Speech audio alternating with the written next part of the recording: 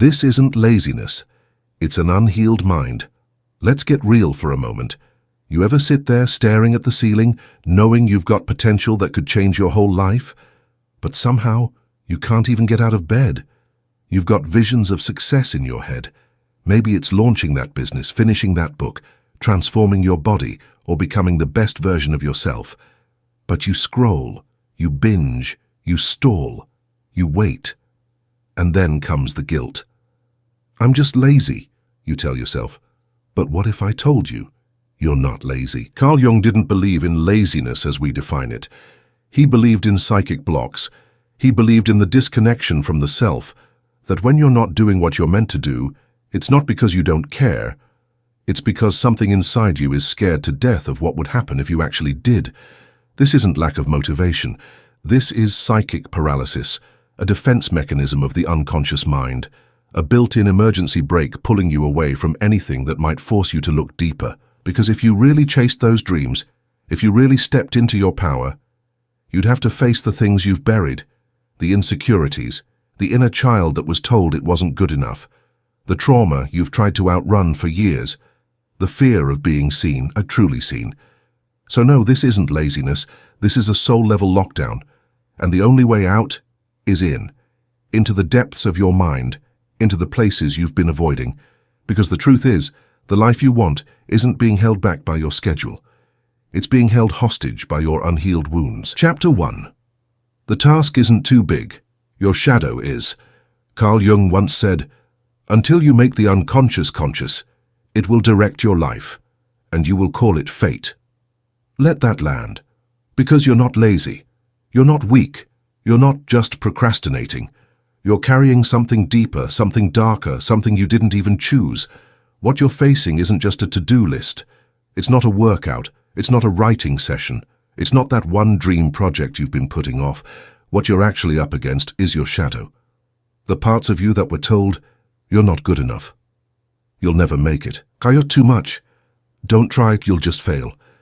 These voices didn't come from nowhere. They came from your past, from the teacher who humiliated you, from the parent who never saw you, from the moment your heart broke and you decided it was safer to shrink. So now you scroll, not because you're lazy, but because starting means feeling again. Writing that book, it's not just words, it's the fear of being judged, of not being perfect, of people laughing or worse, ignoring.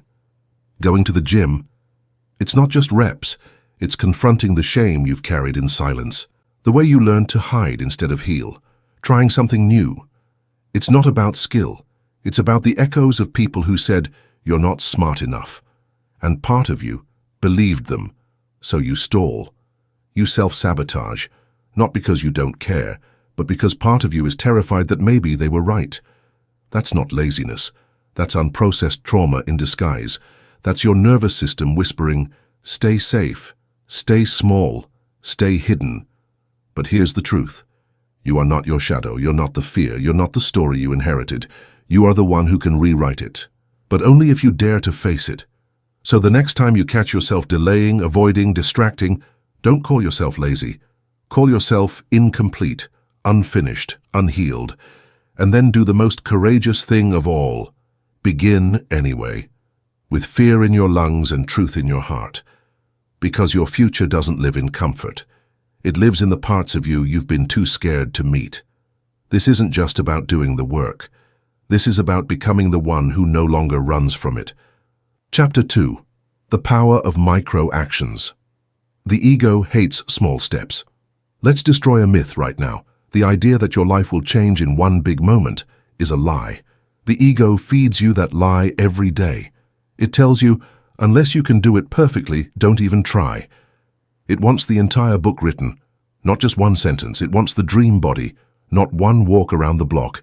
It wants 1,000,000 views, not one honest post. Because the ego is obsessed with one thing, extremes. All or nothing, now or never, perfect or pointless. But Carl Jung knew better. He understood that real transformation doesn't explode, it unfolds. It emerges from the quiet, consistent friction between who you are and who you're becoming. And that friction? It's in the micro-actions, the small, sacred, consistent decisions that feel insignificant. but aren't. You see, when you take one small step, you don't just move forward, you reclaim power from the unconscious mind. Every micro-action says, I am no longer controlled by the old script. I don't need to prove anything. I don't need permission to heal. Because here's the truth. The ego wants applause. But the soul wants alignment. And you don't need to do something massive to heal. You just need to do something true. Like what? Write one honest sentence. Drink one glass of water with presence. Get out of bed and make it with intention. Speak kindly to yourself, even if your voice shakes. These seem small, but they're atomic in the soul. Because each small act rewrites something ancient in your nervous system. Something that said, you're a failure. You'll never change. You're broken. But when you move even a little, you tell that voice, you don't control me anymore. And suddenly, you're not just surviving, you're rewriting your identity. So don't underestimate the power of one step. Because the greatest transformations don't look like thunder. They look like choosing not to give up today. They look like saying, this one tiny act will be my rebellion against every lie I was told. And that's not just a micro-action. That's a revolution. Chapter 3. Build rituals, not routines.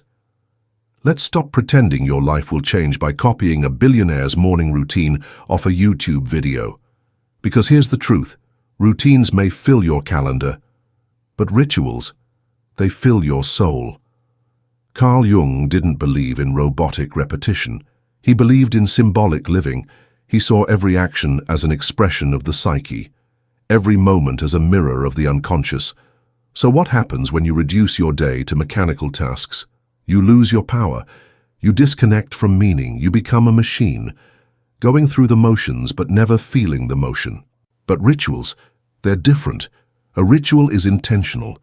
A ritual is sacred. A ritual tells your unconscious mind, this moment matters. This isn't just survival. This is transformation. Drinking water in the morning? That's not a health hack. That's a cleansing ceremony. A symbolic act that says, today I wash away the energy of yesterday. Putting on your shoes? That's not just prepping to leave the house. That's a signal to the psyche. We are stepping into something new. Lighting a candle? Meditating for 1 minute? Speaking a single affirmation? These aren't small, they're portals. Gateways into your higher self.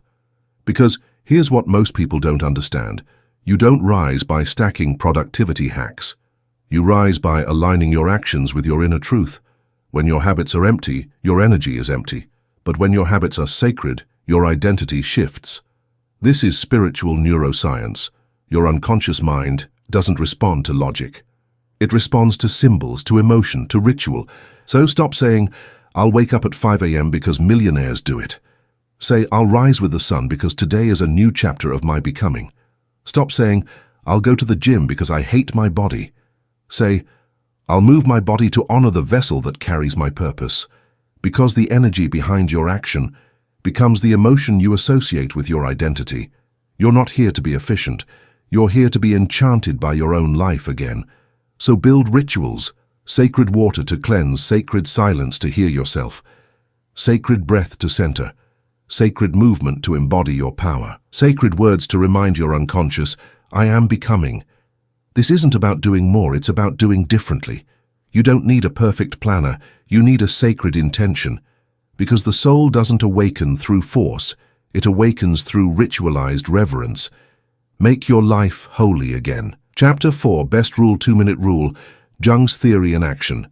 You've heard it before, just start even if it's for 2 minutes. Sounds like a casual productivity hack, right? But what if I told you it's spiritual warfare? What if I told you that buried beneath this simple trick is a deep, almost mystical layer of Carl Jung's psychology? See, the ego thrives on perfectionism. It wants everything to be massive, impressive, insta-worthy. The ego says, if you don't do an hour of reading, it doesn't count. If you don't go to the gym for 90 minutes, why bother? If you can't build the whole empire today, then stay in bed. But Jung would call this exactly what it is, self-sabotage masquerading as ambition. Because behind every all-or-nothing mindset is a deeper fear, the fear of truly beginning. Because once you begin, something shifts. You bypass the ego's fortress, and you awaken something deeper, the self. The self, as Jung described, is not the mask you wear in public. It's not your resume. It's not your productivity tracker. It is your true center, your higher guide, the part of you that remembers why you're here even when you forget. And the 2-minute rule? It's how you open the door to that self, because once you take action, even for just 2 minutes, you disarm resistance. You interrupt the story that says, I can't, I'm not ready, it's too late. And suddenly your identity begins to shift, not through pressure, but through proof. Read 1 page, you're now a reader. Do 2 minutes of breathwork, you've honored your nervous system.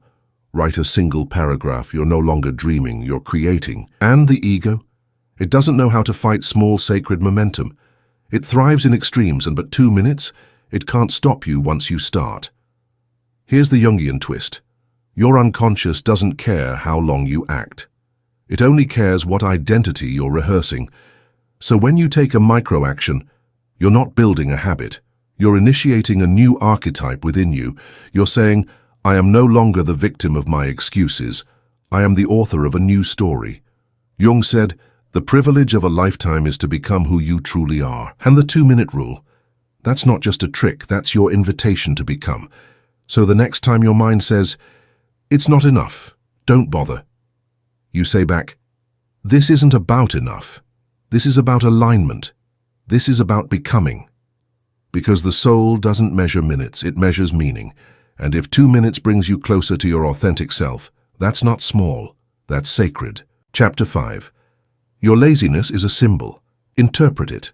Let's destroy a toxic belief that's been crushing souls in silence, that you're lazy, that you're undisciplined, that you just need to try harder. But what if I told you, laziness isn't the disease, it's the symptom? And Carl Jung would agree, because Jung didn't believe in random behaviors. He believed in symbols. He believed that everything, from your dreams to your dysfunctions, was a message from the unconscious mind. So when you feel unmotivated, when your body refuses to move, when your brain fogs up and your soul feels heavy, stop shaming yourself. Start interpreting. Because that laziness you hate so much, it's not your enemy. It's your inner compass trying to whisper what your conscious mind won't admit.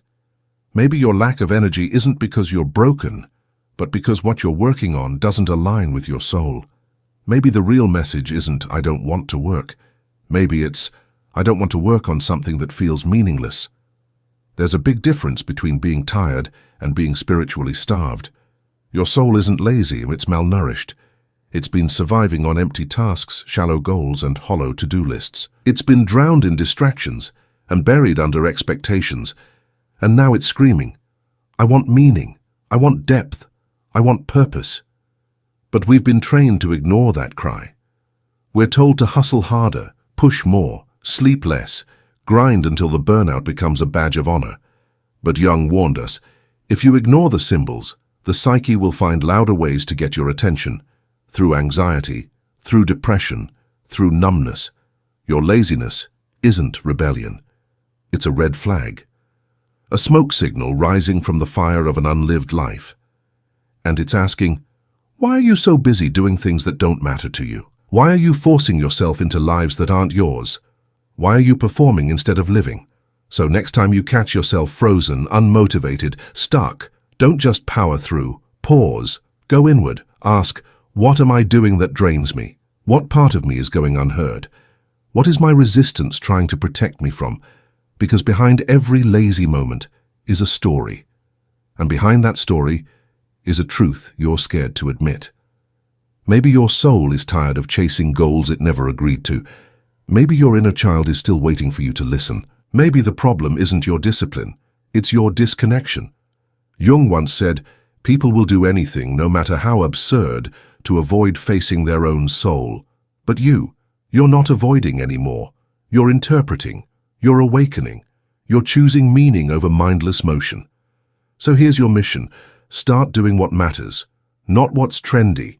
Not what's expected. Not what just makes you look productive. Do what makes you feel alive. Because that's not laziness. That's alignment. You're not lazy. You're misaligned. Take a deep breath.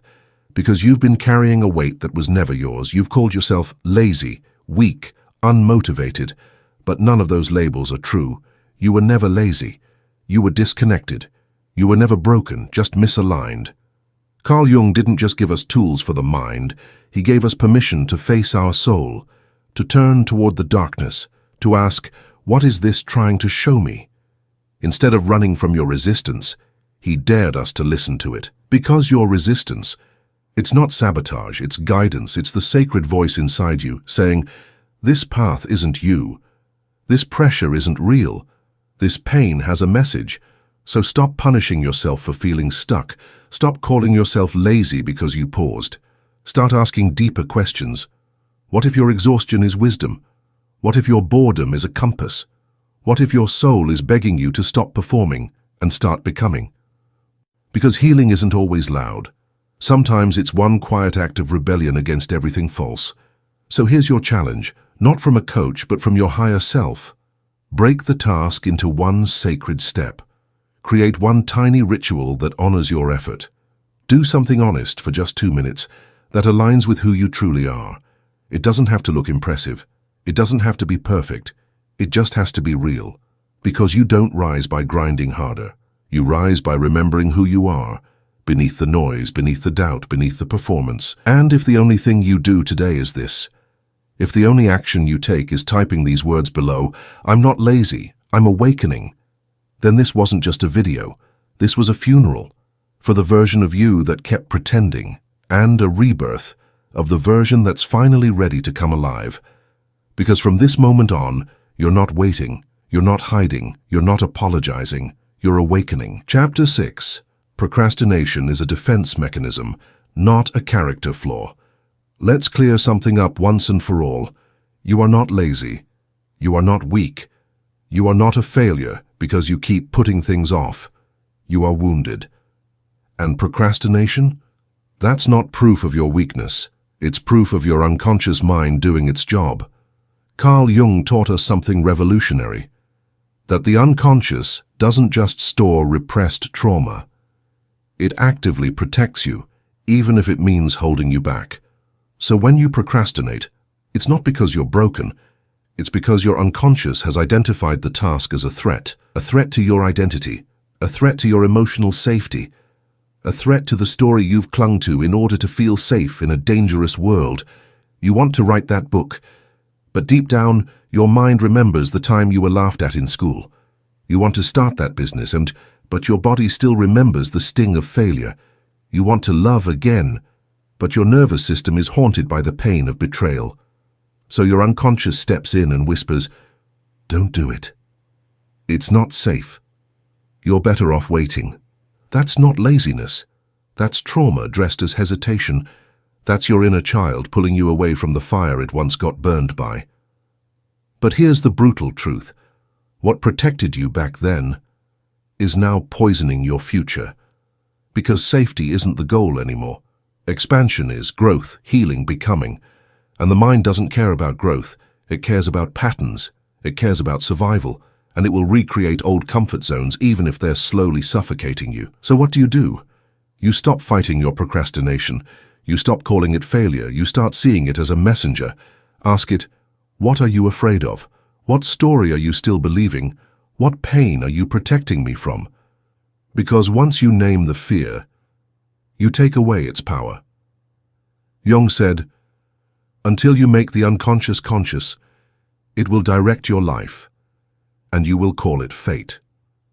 You don't need more pressure. You need more compassion. You need to remind your inner child, we're not in danger anymore. We're not that powerless little kid anymore. We're not here to hide. We're here to rise. Procrastination isn't a problem. It's a portal. And the moment you stop judging it, you start learning from it. You begin the real journey, the journey from protection to liberation. Chapter 7. The inner child doesn't want to work. He wants to be loved. Let's drop the illusion. You think you're lazy. But what if the truth is, you're not unmotivated. You're unloved, not by the world, but by the child within you. Behind every unproductive adult is a scared inner child, a child who wasn't praised unless they performed, a child who learned that love was conditional, that their worth was tied to grades, achievements, and good behavior. And now, that child still lives in you. So when you sit down to work, when you open the laptop, when you stare at the to-do list, when you try to grind your way to worthiness, that child panics. He whispers, "What if I fail again? What if I'm still not enough? What if they still don't love me, even if I give it my all?" And suddenly your body freezes. You call it procrastination, but it's not. It's self-protection. It's a wounded inner child slamming on the brakes, because he's terrified that working hard will still lead to rejection. Carl Jung would say, this isn't a productivity problem. This is a shadow problem. The lazy part of you isn't lazy. It's a symbol of an unhealed emotional reality. Your inner child doesn't want hustle. He wants to be held. He doesn't want another goal. He wants to hear, "You are already enough, even if you do nothing today." Because true healing doesn't begin with pressure. It begins with permission. Permission to rest, permission to exist, permission to be imperfect and still be lovable. And when you finally turn inward, when you close your eyes and whisper to that small, trembling voice within you, "I see you. I hear you. I love you," everything changes.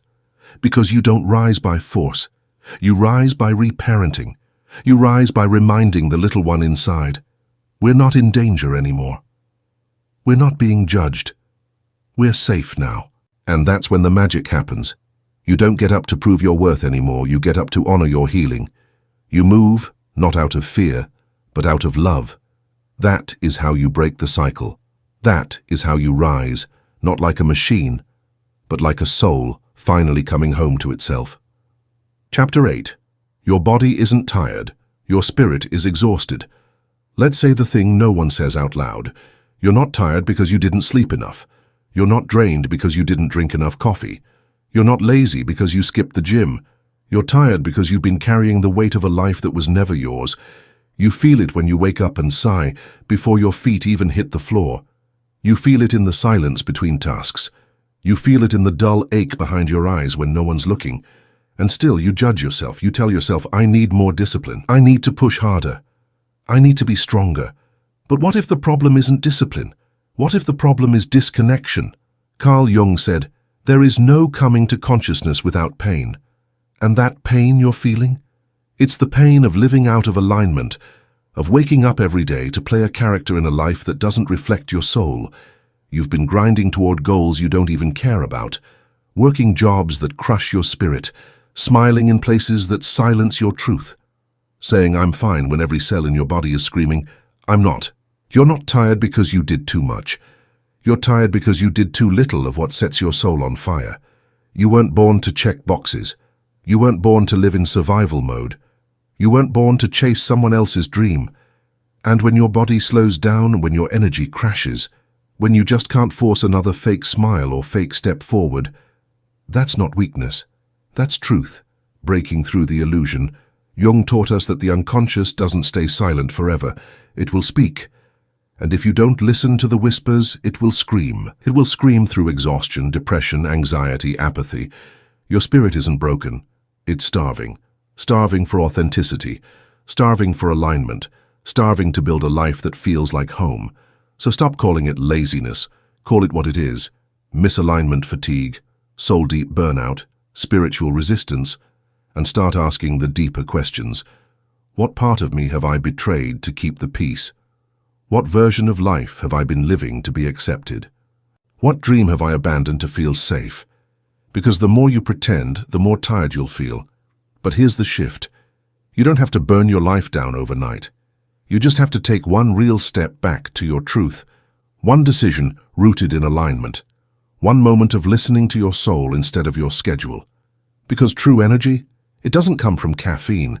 It comes from clarity, from waking up and realizing this is my life, and I refuse to live it half alive. Like you're not lazy, you're awakening, you're shedding the false self.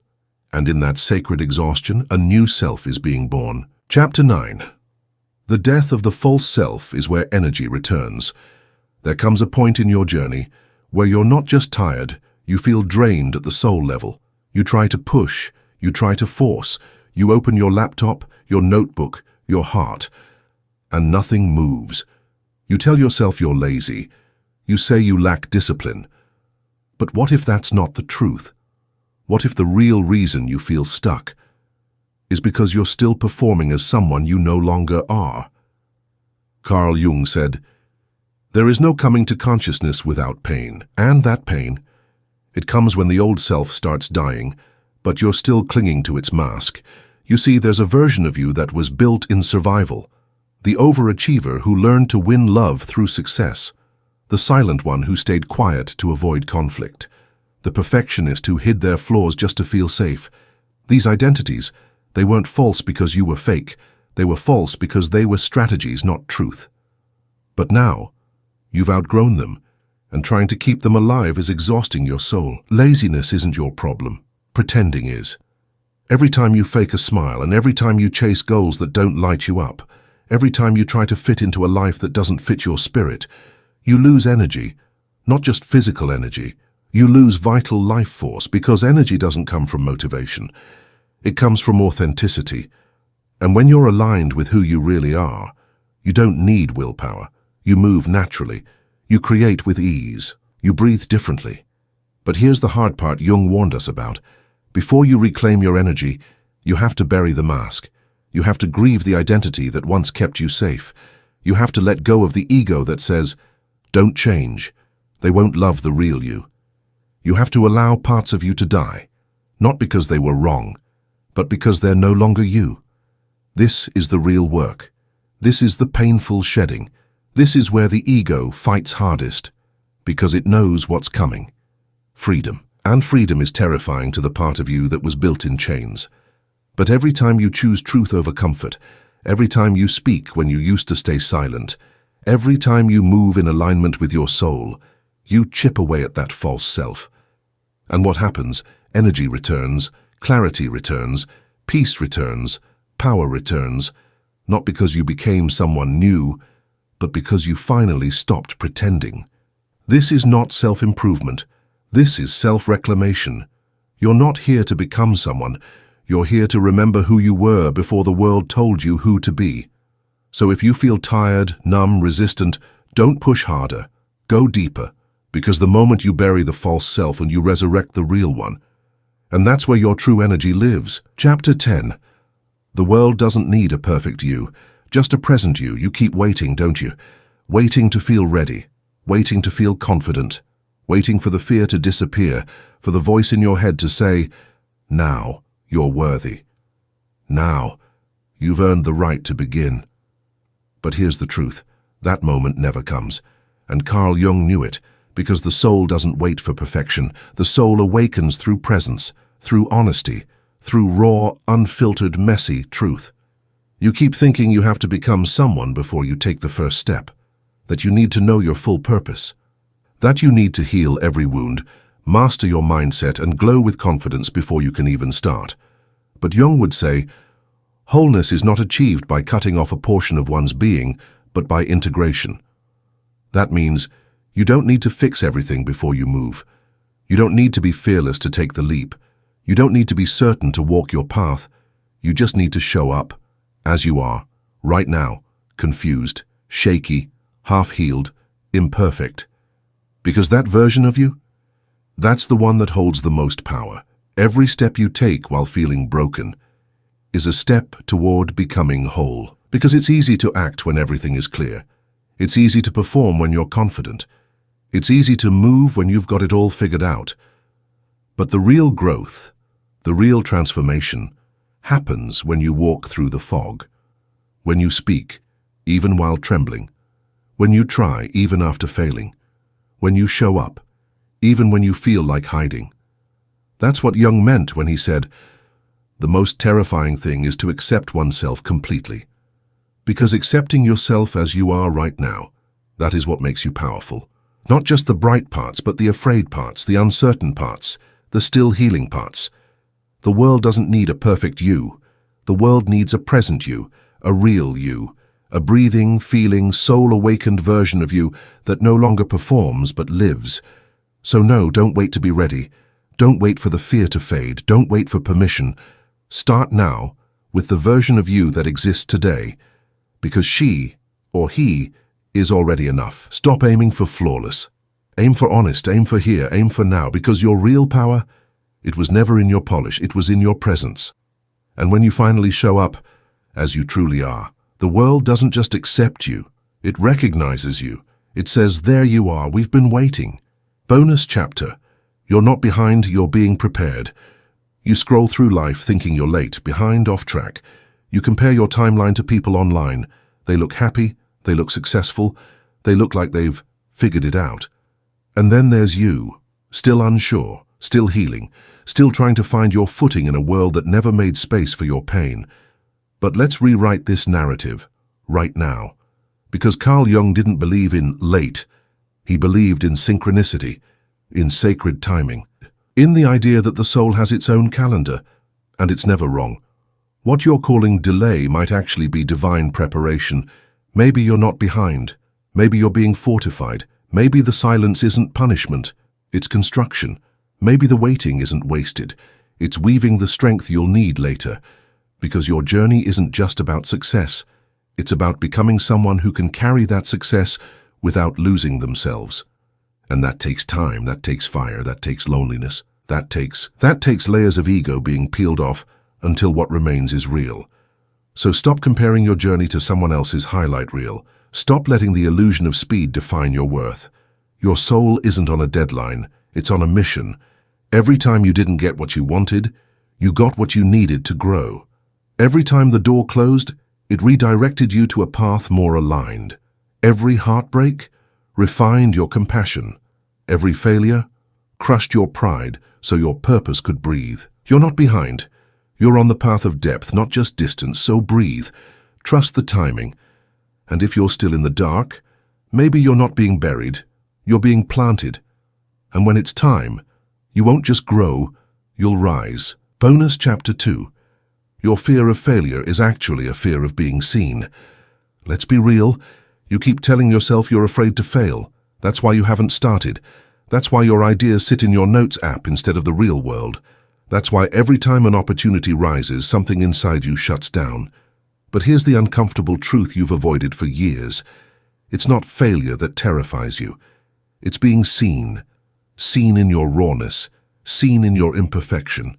Seen in your attempts, before they're polished and perfect. You say, what if I fail? But what you're really asking is, what if I give it everything and they still don't love me? Because if you never try, you can still pretend. Pretend you had potential. Pretend you could have done it. If only. But the moment you show up fully, you risk the deepest fear of all, rejection of your true self. Carl Jung said, the privilege of a lifetime is to become who you truly are. But that privilege comes with a price. You have to step out from behind the mask. And that mask, it's been protecting you for years. It kept you safe when they judged you in school. It helped you survive in a family that only valued perfection. It helped you fit in by hiding the parts of you that felt too much or not enough. But now, that same mask is suffocating you. Because you've outgrown hiding. You've outgrown pretending. You're not meant to be liked by everyone. You're meant to be real. And realness? That's where fear creeps in. That's where your hands shake before you hit publish. That's where your voice cracks when you speak your truth. That's where your heart races wondering, can I survive their silence? Their criticism? Their misunderstanding? Yes, you can. Because your soul isn't fragile, it's just awakening. You're not afraid to fail. You're afraid to be seen trying and not being validated for it. But that fear, it doesn't go away by avoiding the stage. It goes away by stepping onto it anyway. Not because you're fearless, but because you've decided to be free. You don't need everyone to understand you. You just need you to stop abandoning yourself. Jung would tell you, the journey to the self isn't about applause, it's about integration. Bringing the hidden parts of you into the light, even if they're shaky, even if they're messy, even if the world doesn't clap. So stop hiding behind the excuse of failure. You're not scared of losing. You're scared of being exposed and not being loved for it. But here's the final truth. The moment you love yourself, even when no one claps, you become unshakable. Because the real win isn't perfection. It's presence, it's showing up anyway, it's creating anyway, it's speaking, even when your voice trembles. Let them see you, let them judge you, and rise anyway. Because on the other side of that fear is freedom. Bonus Chapter 3. Perfectionism is fear dressed as discipline. You say you're a perfectionist, that you have high standards, that you don't want to release your work until it's flawless, that it's just not ready yet. But deep down, you know that's not the whole truth. Because Carl Jung taught us to look beneath the mask, to ask, what am I really protecting myself from? And when you look closely, perfectionism isn't about excellence. It's about fear. Fear of being judged. Fear of being misunderstood. Fear of being seen as ordinary, flawed, human. So you polish endlessly, you tweak, you delay, you rewrite the sentence 20 times and still feel unsure. You say it's about quality, but really, it's about control. Because if you release something imperfect, you risk rejection, you risk vulnerability, you risk being exposed. But if you keep it in progress, you stay safe. You can hide behind the excuse, it could have been great, I just didn't finish it. Carl Jung would say, that's not discipline. That's your shadow in disguise. You don't fear failure. You fear being seen trying. You fear people witnessing your process, your flaws, your almost but not quite. But let's get honest. The world doesn't need your perfection. It needs your presence. No one's waiting for a flawless you. They're waiting for a real you, an honest voice, a messy attempt, a raw truth. Because perfection isn't relatable. But courage is magnetic. When you show up as you are, not polished but powerful in your honesty, that's when energy flows, that's when people listen, that's when you feel free. So next time you hear that voice say, wait until it's perfect, translate it. It's fear saying, please don't risk being seen. And you respond, I'm not here to be perfect, I'm here to be real. Because discipline isn't about delay. It's about devotion, to truth, to movement, to expression. Release the need to impress. Replace it with the desire to impact. Your power isn't in perfect timing. It's in imperfect momentum. So write the post, start the video, say the thing, show your work, be witnessed, and let the fear burn in the fire of your boldness. Because in the end, perfection dies in silence, but authenticity, it echoes. Bonus Chapter 4. You don't lack discipline, you lack connection. Let's stop repeating the lie. You don't lack motivation, you don't lack discipline. You're not just lazy, you lack connection. Connection to your purpose, connection to your values, connection to the real reason you ever wanted to begin in the first place. Carl Jung didn't believe people failed because they lacked willpower. He believed they got lost because they were disconnected from the self. And when you lose connection with the self, you lose energy, you lose meaning, you lose momentum. Because discipline doesn't grow in pressure, it grows in alignment. You're not tired because you can't focus. You're tired because everything you're focusing on feels hollow, uninspired, disconnected from your soul. You've been told, wake up earlier. Do it anyway. Discipline equals freedom. But Jung would say, no amount of forcing will ever replace the fire of real connection. Let's get brutally honest.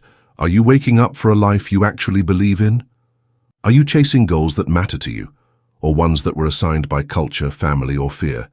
Are you building someone else's dream and calling it ambition? Because you can build the perfect system, track every habit, optimize your productivity, and still feel completely empty. Why? Because without emotional connection, discipline becomes a cage. You're not living, you're complying, you're not flowing, you're forcing, you're not growing, you're grinding. And here's what no one tells you.